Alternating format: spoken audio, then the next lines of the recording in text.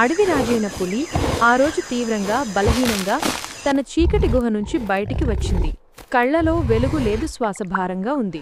పొడిగడ్డ ఆకుల మీద పాదాలు ఈడ్చుకుంటూ నడుస్తూ మధ్యలో పొట్టనొప్పితో వంగిపోయింది. వెనుక గుహ ఒంటరితనంగా కనిపించింది.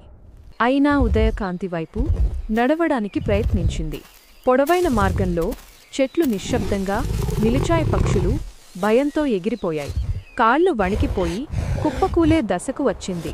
చివరకు పెద్ద చెట్టు కిందకి చేరి పూర్తిగా అలసిపోయి కూర్చుంది. పులి బలహీనంగా నడుస్తుంటే దారి మధ్యలో నక్క కపటమైన చిరునవ్వుతో కనిపించింది. రాజుగారు, మీరు చాలా నీరసంగా ఉన్నారు అని నటిస్తూ పెద్ద చెట్టు నీడలో కూర్చోమని చెప్పింది. నొప్పితో అలసిపోయిన పులి అక్కడ కూర్చేశాడు. అయితే వెంటనే నక్క తోడేలు వైద్యుడి వద్దకు వెళ్లి దుష్టపథకం వేసింది.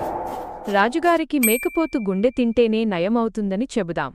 రాజు వేటాడితే గుండె మాత్రమే తింటాడు, మిగిలిన మాంసం మనకే దొరుకుతుంది అని నక్క విషపూరితంగా చెప్పింది.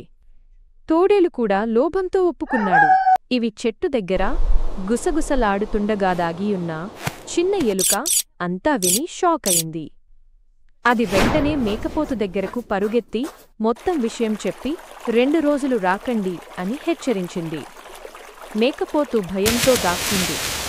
అంతలో నక్కతోడేలు పులిని వేటకు తీసుకెళ్లి 2 రోజులు ఎదురుచూసినా మేక ఎక్కడా కనిపించలేదు. పులికి కోపం, అనుమానం పెరిగింది. అప్పుడే చిన్న ఎలుక వచ్చి నిజం బయటపెట్టింది. రాజుగారు, వీళ్ళిద్దరూ మిమ్మల్ని మోసం చేస్తున్నారు. మీ బలహీనతను వాడుకుని మేకను చంపించుకోవాలని చూశారు అంది ఎలుక ధైర్యంగా. ఈ మాటలు విన్న వెంటనే పులి కళ్లల్లో మంటలు రగిలాయి. వెంటనే నక్కతోడేలుపై పంజా ఎత్తి ఒక్కొక్కటిగా కొట్టి అడవిలోకి తరిమేశాడు. అవిద్దరూ భయంతో పారిపోయారు.